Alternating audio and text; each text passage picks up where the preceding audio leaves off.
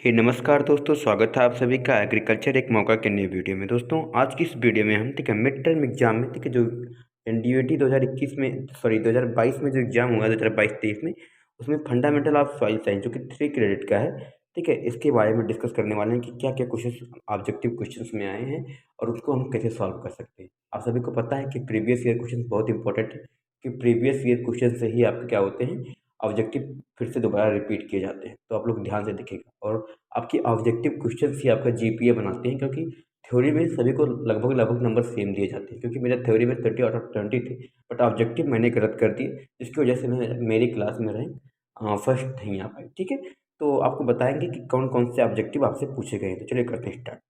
अब यहाँ से पहला जो क्वेश्चन है, alluvial types of soil constituted of, यानी कि जो एलुवियल सॉइल होता है, ठीक है, वह इंडिया में कितने परसेंट पाया जाता है।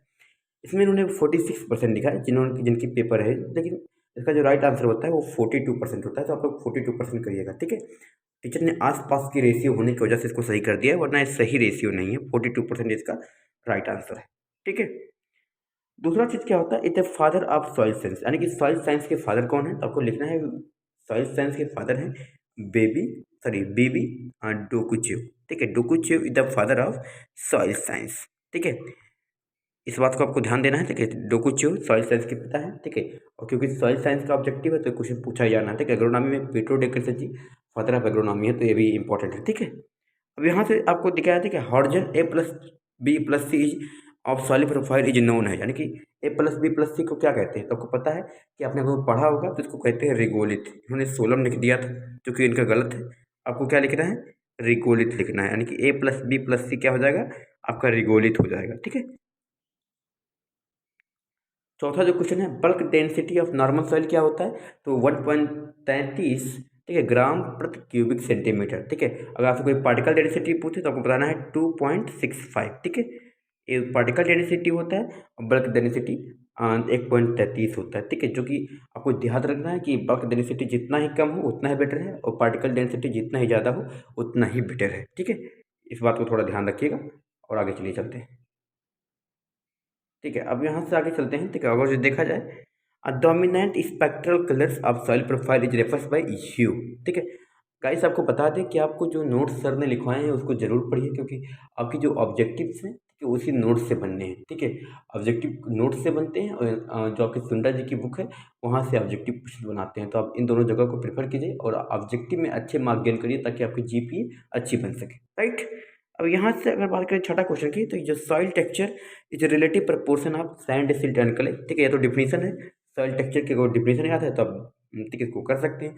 आपको बता दें जो छोटे छोटे डिफिनीशन हैं उनसे ऑब्जेक्टिव क्वेश्चन बनते हैं। छोटे छोटे डिफिनीशन को जरूर याद करिएगा। ठीक है, वहीं से ऑब्जेक्टिव क्वेश्चन बना दिए जाते हैं। तो पार्टिकल साइज ऑफ क्ले कितना होता है। तो क्ले का जो पार्टिकल साइज होता है 0.002 से से क्या होता है, कम होता है। ठीक है, ये बहुत इंपॉर्टेंट क्वेश्चन है, यहाँ से क्वेश्चन आना ही आना रहता है।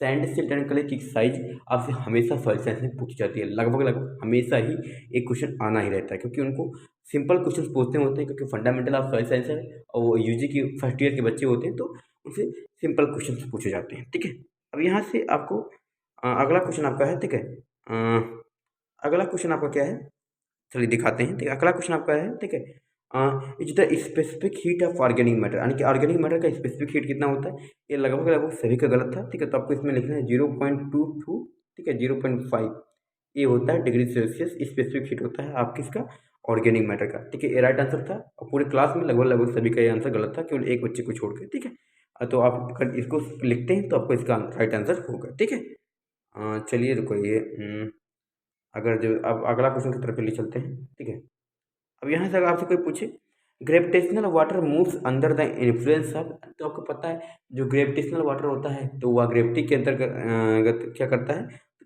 मूव करता है। तो इसका ग्रेविटेशनल फोर्स कर दो या फिर ग्रेविटी के लिख दो। ठीक है, और नियरली कितना परसेंट प्लांट का जो भाग होता है, ठीक है, वह वाटर का बना होता है। तो आपको पता है, ठीक है, इसका इन्होंने 70 लिख दिया है, जबकि इसका राइट आंसर होगा आपका 90 होगा। ठीक है, 90% प्लांट का, ठीक है, जो भाग होता है वो वाटर का बना होता है। ठीक है, चलिए आगे चलते हैं।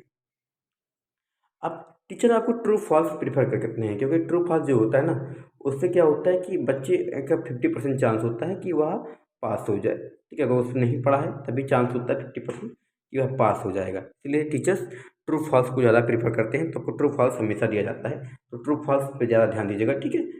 अब यहाँ से जो पहला क्वेश्चन आपका है, ठीक है, sand is the intermediate in size and property between silt and clay, तो क्या सही है?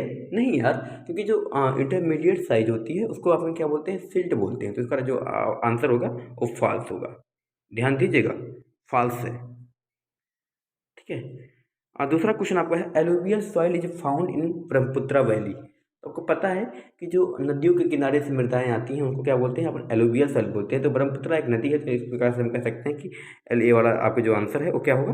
आपका ट्रू होगा, तो आप ट्रू पे इस पर क्लिक कर दीजिएगा, ठीक है। आपका तीसरा क्वेश्चन है the movement of water through a column of soil is called percolation, तो यह राइट है क्योंकि इसका पर्कुलेशन का डेफिनेशन ही है, क्योंकि आपको टीचर लिखाएंगे पर्कुलेशन का डेफिनेशन और एक्यूरेट वहीं से क्वेश्चन नहीं पूछा जाएगा पर्कुलेशन का, ठीक है। तो ये आपका राइट आंसर है कि ट्रू है, ठीक है।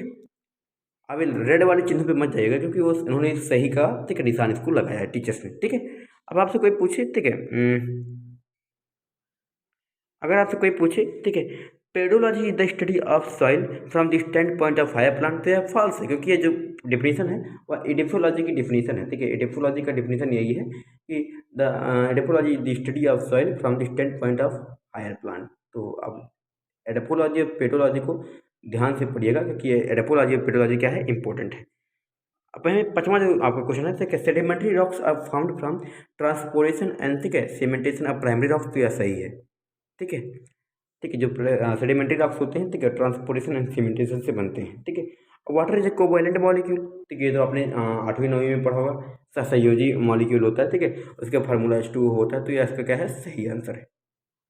Capillary water is known as the plant available water, तो ये भी सही है क्योंकि आपको पता है केस का जल होता है वो प्लांट को क्या होता है? अवेलेबल होता है, तो ये भी आपको पता है, ठीक है, अवेलेबल वाटर है, ठीक है।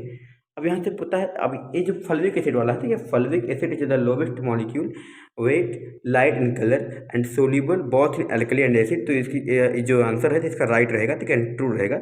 बहुत से बच्चों ने इसको फॉल्स कर रहा था जो कि इनका गलत था, तो ट्रू लिखना है आप, ठीक है।